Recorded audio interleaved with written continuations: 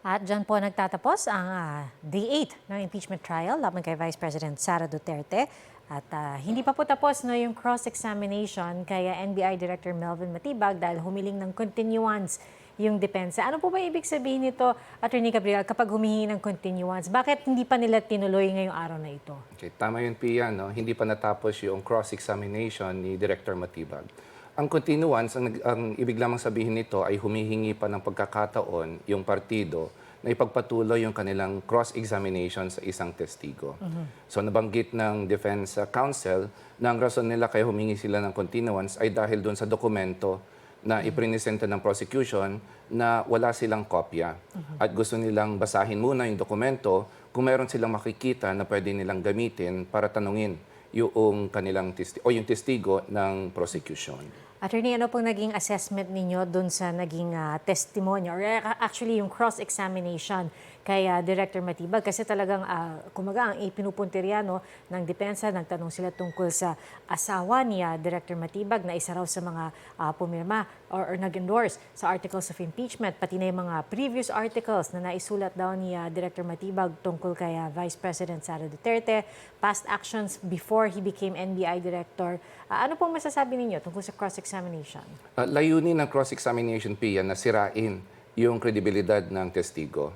So makikita natin doon sa cross-examination na inumpisahan nila doon sa conflict of interest.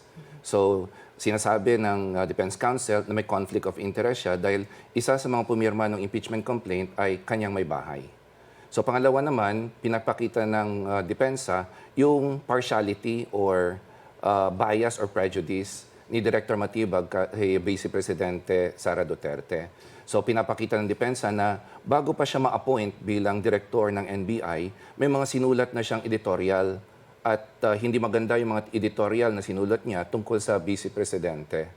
At pangatlo naman dyan, sinasabi rin ng depensa na under ng Office of the President ang DOJ at ang NBI. At sinasabi ng depensa na ang representative ng presidente sa ngayon, sa paglilitis ngayon, ay yung NBI director dahil ang nag-appoint sa kanya ay ang Pangulo.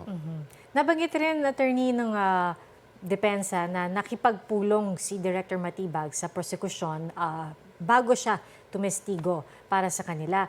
Bawal po ba talaga na makipagpulong in any sort of form or manner sa prosecution or halimbawa sa depensa bago ang isang trial? Sa aming mga abogado, Pia, no, normal na makipag-usap sa mga testigo. So, kung nga, no, nilalayon ng rules of court na magkaroon ng coordination yung abogado na magpepresenta ng testigo at yung testigo mismo para malaman, ma-shorten yung proceeding. Hindi magkakaroon ng mahaba ang pag-uusap o pagtatanong sa paglilitis, kundi ma-abbreviate. So normal sa trial proceedings na magkausap ang panig na magpepresenta sa testigo at saka yung testigo mismo. Ano po yung ipinagbabawal? Coaching? Coaching. Or kung sinasabihan yung testigo na magsabi ng isang bagay na hindi naman totoo. Okay. So at least malinaw na parang may pagka-SOP kumbaga, yung makipagpulong ka doon sa prosecution or sa depensa kung sino man ang tumawag or nagpatawag po sa inyo. Tama yung Pia, no? Sa kabilang banda ng Pia, may mga pagkakataon na may gustong ipresenta na testigo ang isang panig na hindi niya makausap dahil hindi cooperative. Dito na pumapasok yung tinatawag natin na hostile witness. So kaya dinideclare na hostile witness yung isang testigo ay hindi siya nakikipag-cooperate o hindi siya nakikipag-usap doon sa panig na gusto siyang ipresenta. Pwede ko bang balikan, attorney, yung sinasabi nila kanina doon sa cross-examination na parang ang pinupunto nila, wala pa namang ebidensya. Kasi nga nasa preliminary investigation, tama po ba? Wala pang kaso sa criminal court laban kay Vice President Sara Duterte patungkol doon sa mga nabitawan niyang pahayag na papapatayin sina Pangulong Marcos, First Lady Lisa Araneta Marcos at former House Speaker Martin Romualdez. So, ang sinasabi nila, wala pa naman palang ebidensya eh. So, paano nyo masasabi dito sa impeachment na, dapat nagkaroon nga talaga ng grave threat tsaka inciting to sedition? Tama, Pia, no?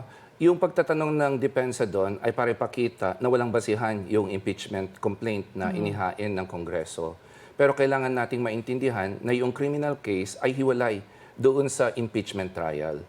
Ang dinidinig sa impeachment trial ay yung mga impeachable offenses na nakatakda sa ating saligang batas.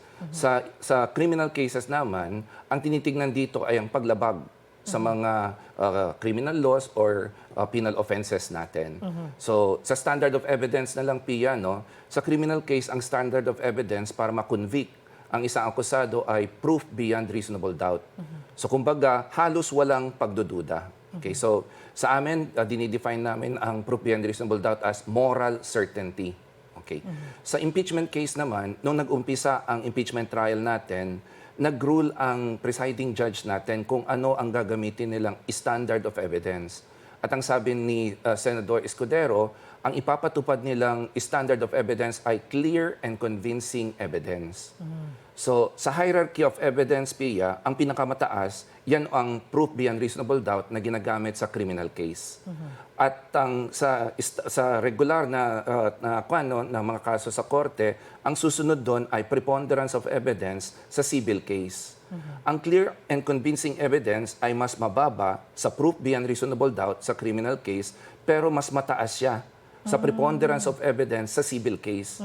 So kung susumahin, ito ang pangalawa sa pinakamataas na antas ng ebidensya na kailangan gamitin ng mga senador judges natin para magdesisyon whether to convict yung impeachable officer. So mahalaga yung distinction na yun eh. Kasi baka, syempre kapag yung mga pangkaraniwang tao tulad ko po, nanonood, syempre ang hinahanap natin yung malinaw, walang butas, di ba? Walang butas sa kaso. Kasi yun yung tinitingnan natin in any trial.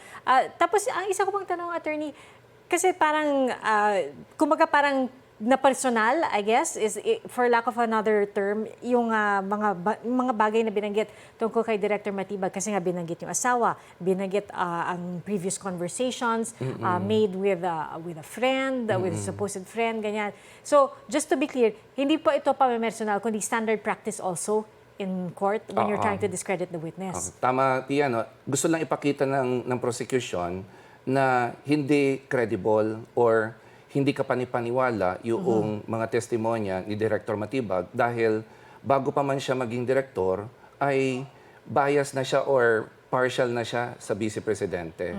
At merong mga pagkakataon na siya mismo ay nagkaroon ng outburst. Yun ang gustong palabasin ng depensa kanina eh. Na meron siyang pagkakataon na nagkaroon ng mainitang pagtatalo sa isang kaibigan at may mga nasabi siyang hindi maganda.